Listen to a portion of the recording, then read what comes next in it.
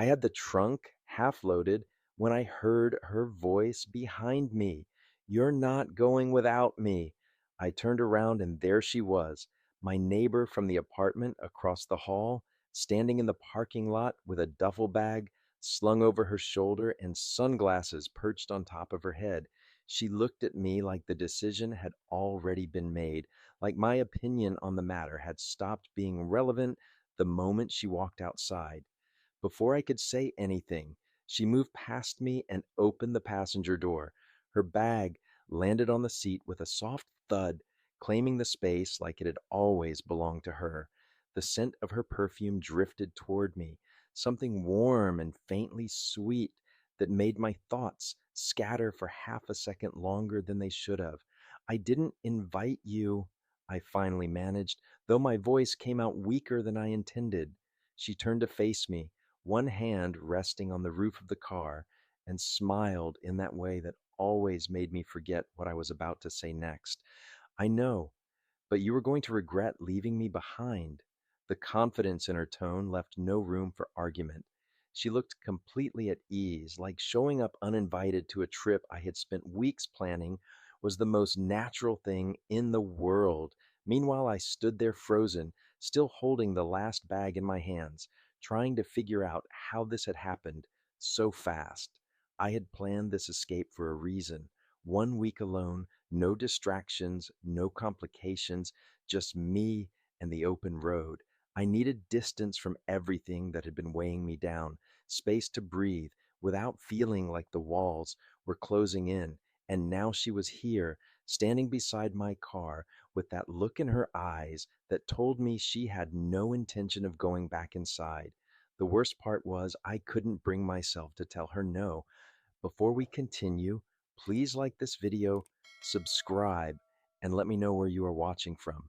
She slid into the passenger seat and adjusted the mirror like she had done it 100 times before, completely unbothered by the silence hanging between us. I stood there for another moment, then closed the trunk and got in beside her. The engine hummed to life and I pulled out of the parking lot, still trying to process how my solo trip had become something else entirely. She reached for the radio before we even made it to the main road, scrolling through stations without asking if I minded. When she found something she liked, she leaned back in her seat and started humming along, completely at ease. I glanced over at her. She had kicked off her sandals and propped her feet up on the dashboard. Her toes painted a dark shade of red that caught the sunlight streaming through the windshield. She looked like she had been planning this all along, like the passenger seat had been waiting for her the whole time. We had been neighbors for 6 months, maybe 7, the kind of neighbors who smiled in the hallway and made small talk while checking the mail, who held the elevator door and said thank you without ever really talking about anything that mattered. Polite, friendly, nothing more. At least that's what I kept telling myself. But there had always been something else beneath the surface, something I never let myself think about too much. The way her eyes lingered a second longer than necessary when we passed each other in the lobby, the way my pulse quickened whenever I heard her door open across the hall, the way conversations always felt unfinished, like we were both holding back words that would change everything if we let them out. She reached over and grabbed the iced coffee sitting in my cup holder, taking a long sip before I could say anything. When she caught me staring, she grinned and handed it back. "You were taking too long," she said, her voice light and teasing. I shook my head but couldn't stop the smile creeping onto my face. "You know, most people ask first. Most people are boring." She turned her attention back to the window, watching the city fade into open highway. Her fingers drummed against her knee, in time with the music, relaxed and unhurried. I kept my eyes on the road, but I felt her presence in every quiet moment, in every breath between songs. The conversation came easy. She asked about the route I had planned, made fun of my choice of snacks piled in the back seat, told me about a podcast she had been listening to that I would probably hate.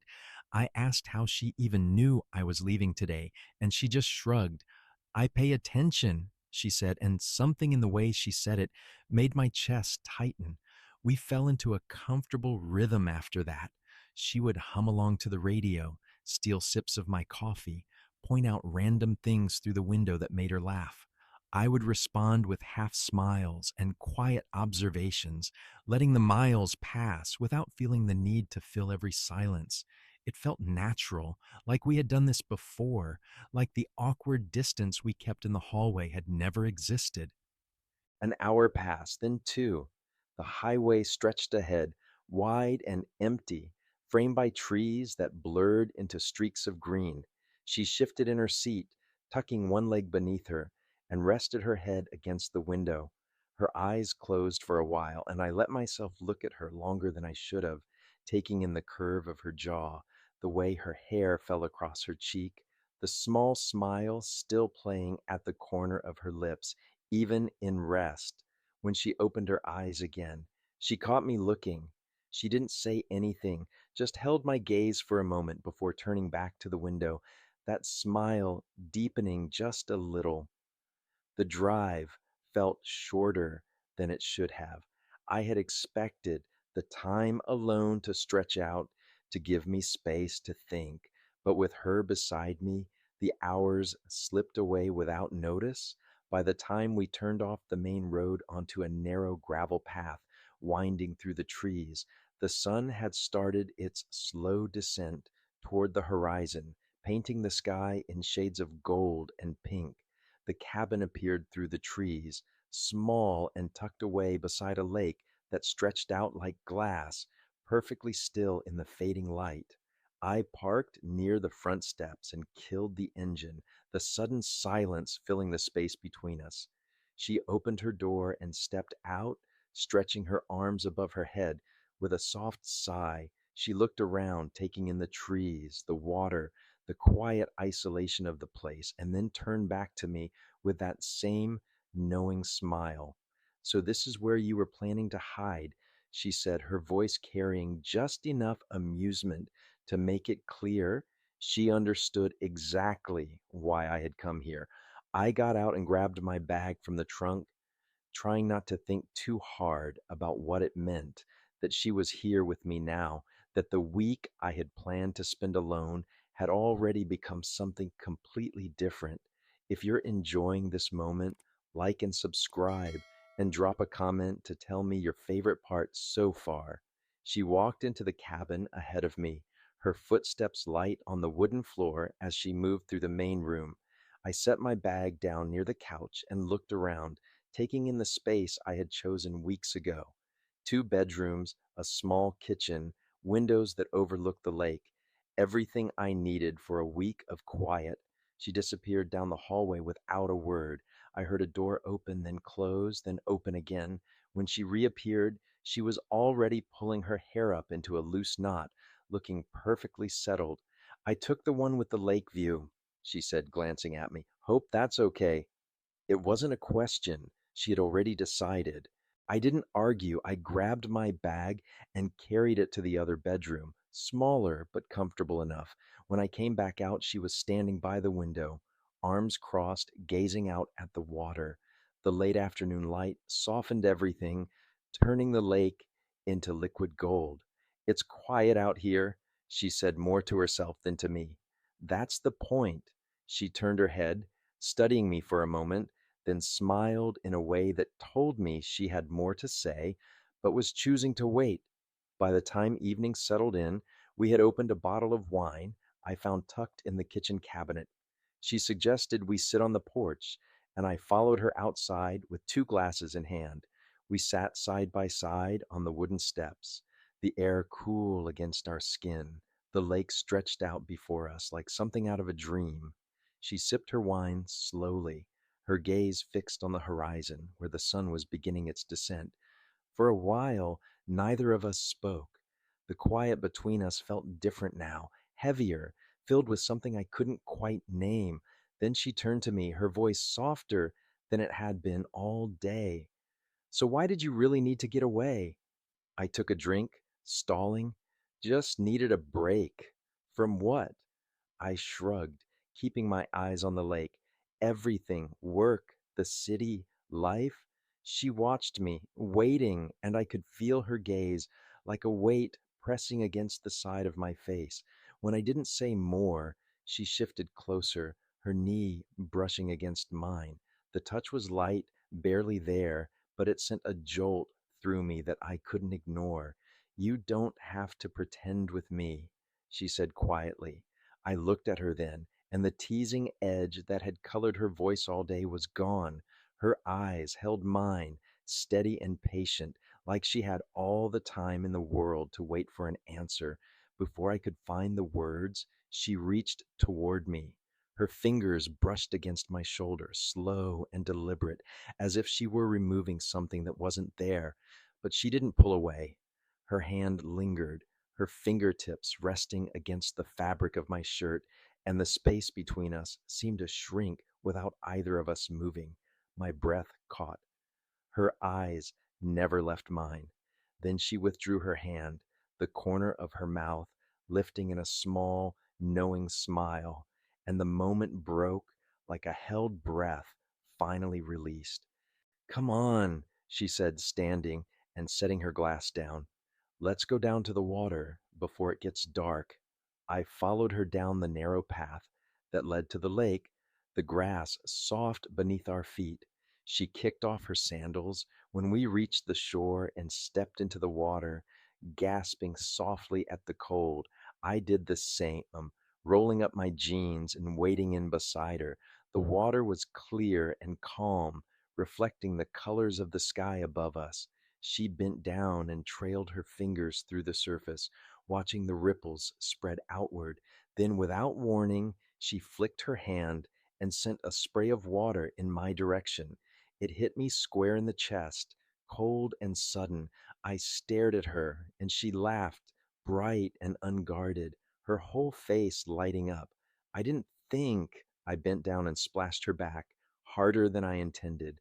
The water caught her across the shoulder, and she yelped, stumbling back a step before retaliating with another splash. This one aimed at my face. We went back and forth like that, laughing like children until we were both soaked and breathless. She tried to splash me one more time, but I caught her wrist mid swing, stopping her. Her laughter faded, and suddenly we were standing close, closer than we had been all day, the water lapping gently at our ankles. Her hand was still in mine. I could feel her pulse beneath my fingers, quick and steady. She looked up at me, her smile fading into something quieter, something that made my chest tighten. You didn't really want to be alone, did you? She asked, her voice barely above a whisper. I opened my mouth to answer, to deflect again, to say something that would let me keep pretending I had come here for solitude, but the words wouldn't come. I stood there, frozen, the truth sitting heavy in my throat. She didn't push, she just watched me, waiting, her eyes searching mine, and for something I wasn't sure I could give her yet. The silence stretched between us, long and full, the kind of silence that says more than words ever could. The sun dipped lower, casting long shadows across the water. The world around us grew quieter, stiller, as if holding its breath alongside us. Finally, she squeezed my hand once, gently, and let go. She turned and started walking back toward the shore, leaving me standing there in the water, my heart pounding in my chest, wondering how she had seen through me so easily. Like this, if you feel the tension, subscribe and tell me what you'd do in this moment. By the time we got back to the cabin, the last traces of daylight had vanished. I started a fire while she disappeared into her room to change out of her damp clothes. The wood caught quickly, flames curling upward and filling the space with warmth that pushed back against the chill creeping through the windows. She came back out wrapped in a thick blanket, her hair still damp and falling loose around her shoulders. She had changed into something comfortable, soft looking, and her bare feet made no sound As she crossed the room and settled onto the couch, she pulled her knees up beneath her, tucking the blanket around herself, and watched the fire with a stillness I hadn't seen in her before. I sat down beside her, leaving a small space between us, though not much. The firelight danced across her face, casting shadows that shifted with every flicker of the flames. For a while, we just sat there, the only sound the crackling of the wood and the faint rustle of wind against the windows. Then she spoke, her voice quiet and stripped of all the teasing that had carried it through the day. "You've been different lately," she said, still looking at the fire. "Quieter, like something's been weighing on you."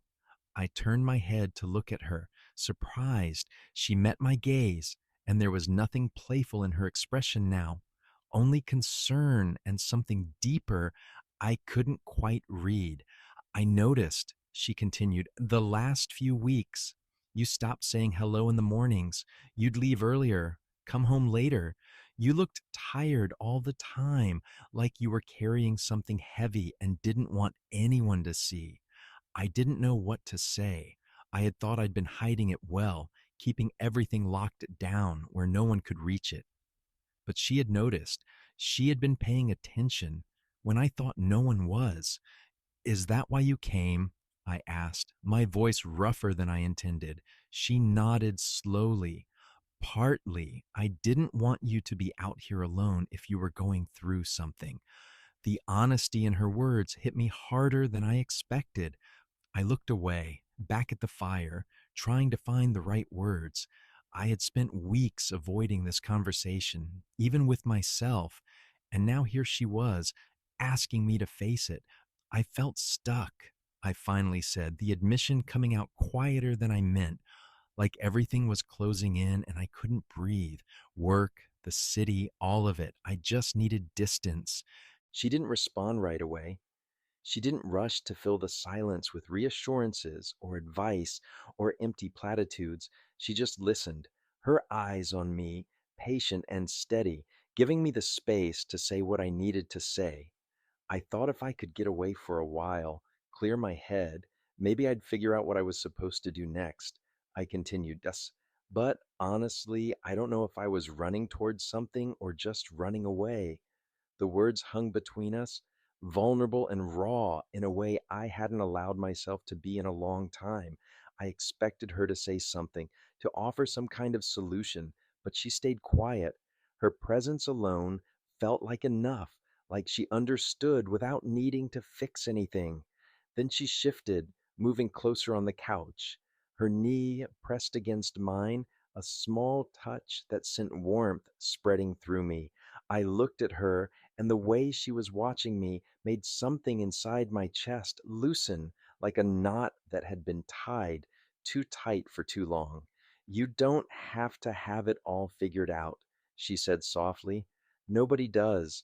I held her gaze, seeing her differently now, not the confident neighbor who teased me in the hallway, or the bold woman who had claimed my passenger seat without asking. I saw the person who had cared enough to show up uninvited, who had noticed when I stopped smiling, who had followed me here because she didn't want me to face whatever I was carrying alone. She leaned into me then, slowly, giving me time to pull away if I wanted to. But I didn't. She rested her head against my shoulder, her weight settling against me like it belonged there. Her hair smelled faintly of lake water and something floral I couldn't place, and I felt the rise and fall of her breathing, steady and calm. We stayed like that for a long time, neither of us speaking. The fire crackled and popped, sending sparks up into the chimney. The world outside the cabin faded away, leaving only the warmth of the flames, the softness of her against me, and the quiet understanding that had settled between us. I rested my cheek against the top of her head, closing my eyes, letting myself feel the comfort of her presence without questioning it. For the first time in weeks, the tightness in my chest eased, the need to escape, to run, to hide, all of it quieted in the stillness we had created together. She shifted slightly, her hand finding mine where it rested on my knee. Her fingers curled around mine, gentle and sure, and I squeezed back, holding on like she was the only solid thing in a world that had felt unsteady for too long. The fire burned lower, the flames settling into glowing embers, and still we didn't move. The night wrapped around us, soft and safe, and I realized that maybe I hadn't needed to be alone after all. If you've ever felt this kind of connection, tap, like, and share your favorite moment below. The fire had burned down to embers when she lifted her head from my shoulder. She looked toward the window where darkness pressed against the glass, complete and total. We should go outside, she said, her voice still soft from the quiet we had been sitting in. The stars will be out by now. I followed her gaze, then looked back at her. It's cold out there. I know. She stood, the blanket falling away from her shoulders. That's what makes it worth it. She grabbed the blanket and headed for the door, leaving me no real choice but to follow. I pulled on a jacket and stepped outside behind her, the night air hitting me like a shock after the warmth of the cabin. The cold bit at my skin, sharp and immediate, but she didn't seem to mind. She walked across the grass toward an open spot near the lake where the trees parted enough to give a clear view of the sky. She spread the blanket on the ground and sat down, patting the space beside her. I lowered myself next to her, and we both lay back, shoulders pressed together, looking up. The sky was endless, stars scattered across the blackness in numbers I couldn't begin to count, some bright and clear, others faint and barely visible. I had forgotten what the night looked like away from the city, where light pollution drowned out everything except the moon. Out here, the darkness was absolute and the stars felt close enough to touch. She pointed upward, her arm crossing in front of my line of sight. See those three in a row? That's Orion's belt. I followed her finger, finding the stars she meant. I've heard of it, never actually knew which ones to look for. Most people don't. She shifted slightly, her shoulder pressing more firmly against mine. That brighter one above it, that's Betelgeuse. It's a red giant. One day it'll explode, but not for a long time. Her voice had a calmness to it, unhurried and easy, like she could lie here all night naming stars and never grow tired of it. I listened as she pointed out more constellations, her words weaving through the stillness, filling the space without breaking the intimacy of it. After a while, the conversation drifted. She stopped pointing at the sky and just lay there beside me, her breathing slow and even. I could feel the rise and fall of her chest against my arm, the warmth of her body cutting through the cold. Can I tell you something? She asked, her voice quieter now, almost hesitant. Of course. She paused, and I felt her shift beside me, her hand moving to rest near mine in the grass. I didn't come with you just to keep you company. I turned my head to look at her, but she kept her eyes on the sky. I came because I wanted to be here, she continued, her words careful and deliberate. With you, not because I thought you needed someone, because I wanted it to be me. The admission hung in the air between us, vulnerable and open in a way that made my chest tighten. I stared at her profile, the curve of her cheek, the way her lips pressed together like she was holding back more words. How long? I asked, my voice barely above a whisper. She smiled, small and a little sad. Longer than I should admit. I turned onto my side, propping myself up on one elbow so I could see her fully. She finally looked at me, and I realized her eyes had been on me for longer than I thought, watching me instead of the stars. I'm glad you came, I said, the words coming easier than I expected. I told myself I needed to be alone, that I needed space to figure things out, but I think I was wrong. Her eyes searched mine, Waiting. I think I just needed to be somewhere I could breathe. I continued. And you being here, it doesn't make that harder. It makes it easier. Her expression softened, and for a moment she looked like she might say something. But she didn't. She just watched me, her gaze holding mine with an intensity that made the rest of the world disappear. My hand moved almost without thinking, reaching across the small space between us until my fingers brushed against hers in the grass. She didn't pull away. Her fingers curled around mine slowly, deliberately, like she had been waiting for me to make the first move.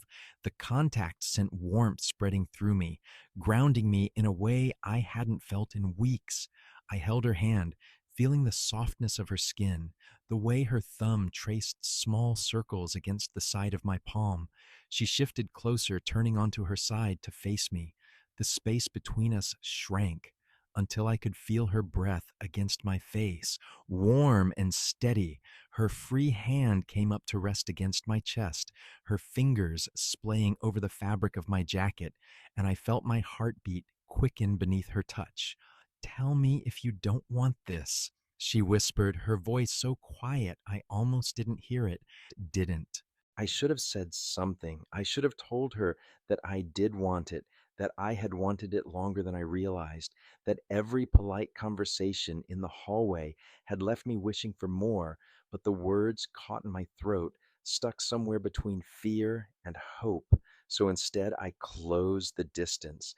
I leaned in slowly, giving her time to change her mind, to pull away, to laugh it off as a mistake. But she didn't. She met me halfway, her lips brushing against mine in a kiss that was soft and tentative at first, testing, questioning. Then she deepened it, her hand sliding up to the back of my neck, pulling me closer. The hesitation melted away, replaced by something warmer, something that felt like relief and promise all at once. Her mouth moved against mine with a tenderness that made my chest ache, like she had been holding this back for as long as I had. I kissed her slowly, savoring the taste of her, the way she fit against me like we had done this 1,000 times before. Her fingers tangled in my hair, and I felt her smile against my lips, a quiet sound of contentment escaping her throat. When we finally pulled apart, we stayed close, foreheads resting together, breathing each other in.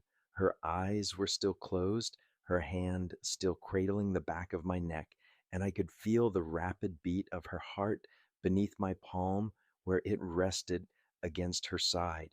I've wanted to do that for a while, she murmured, her voice barely audible. Me too. She opened her eyes, and the look she gave me was full of something I couldn't name, but felt deep in my bones. She kissed me again, softer this time, slower, like we had all the time in the world, and she intended to use every second of it. We lay back down together, her head finding the space between my shoulder and chest, my arm wrapping around her to keep her close. The blanket beneath us did little to block the cold ground, but I didn't care. She was warm against me, her body molding to mine like it had always belonged there. Above us, the stars continued their silent watch, infinite and unchanging. The lake lapped gently at the shore, somewhere in the darkness, a rhythmic sound that blended with the beating of our hearts. The world felt vast and quiet, and for the first time in longer than I could remember, I felt at peace. She tilted her head up, pressing a soft kiss to my jaw, and I tightened my hold on her, letting the moment stretch and settle around us. There was no rush to move, no need to speak. We stayed there beneath the endless sky, wrapped in each other, letting the night hold us in its stillness. The cold eventually seeped through our clothes, but neither of us suggested going back inside. We stayed where we were, holding on, unwilling to let go of the quiet perfection we had found in each other. I woke to soft morning light filtering through the windows and the warmth of her body pressed against mine. We had made it back inside at some point during the night, collapsing onto the couch, still wrapped in the blanket from outside. She was tucked against my chest, her arm draped across my ribs, her breathing slow and steady. I didn't move, afraid to wake her, content to stay exactly where we were. Her hair tickled my chin, and I could feel the gentle rise and fall of her chest against me.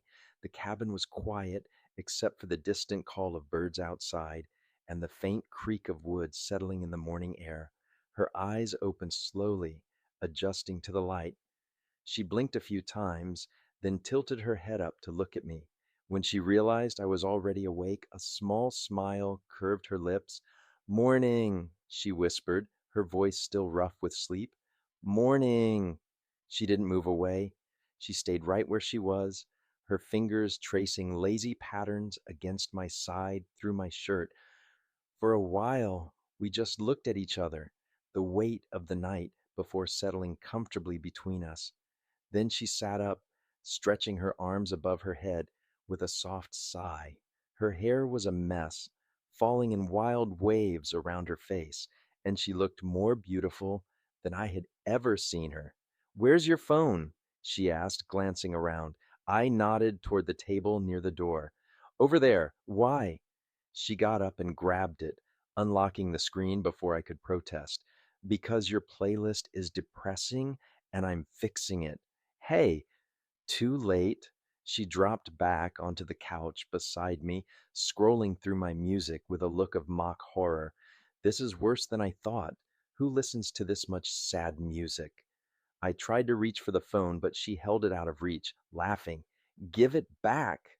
Not until I delete at least half of this."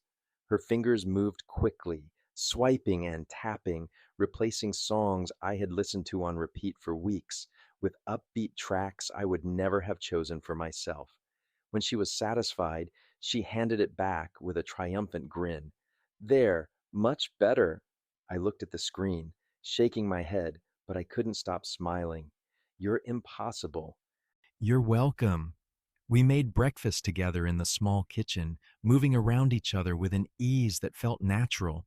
She cracked eggs while I handled the toast, and every so often her hand would brush against my arm or her hip would bump into mine as we passed. The touches were small, effortless, the kind of closeness that didn't need to be spoken. She hummed while she cooked, the same tune from the car ride yesterday, and I found myself watching her more than I focused on anything else. She caught me staring once and stuck her tongue out at me, laughing when I rolled my eyes. We carried our plates and coffee out to the porch, settling into the same spot we had occupied the evening before. The lake stretched out in front of us, calm and glassy in the morning light. The air was crisp but not cold, and the world felt fresh and new in a way I hadn't noticed in a long time.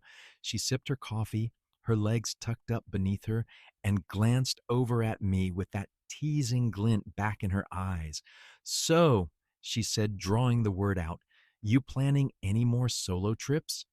I didn't even have to think about it. Not anymore. She grinned, wide and unguarded, and leaned her head against my shoulder. "Good, because I wasn't letting you go alone anyway." I rested my cheek against the top of her head, my arm coming around her shoulders to pull her closer. We sat like that, looking out at the water, the week stretching ahead of us with no hurry to leave, no reason to rush back to the life we had left behind. The trip I had planned to take alone had become something else entirely, something better than I could have imagined. She had shown up uninvited, claimed the passenger seat without asking, and changed everything, and I couldn't have been more grateful. The lake shimmered in the sunlight, the trees swayed gently in the breeze, and the cabin stood quiet behind us. We had days ahead of us still, time to spend in the stillness we had found together, time to see where this new beginning would take us. She squeezed my hand, her thumb brushing over my knuckles, and I knew without a doubt that I didn't want to go back to the way things were before. The polite distance, the careful conversations, the unspoken words that hung between us every time we passed in the hallway, all of it felt like a different lifetime now. This was what I had been running toward all along. I just hadn't known it. until she refused to let me go alone. Like this video, subscribe, and let me know, have you ever had someone change your plans for the better? I'd really appreciate it if you could share your thoughts about my videos in the comments. Your feedback helps me improve and create even better content for you. Thank you.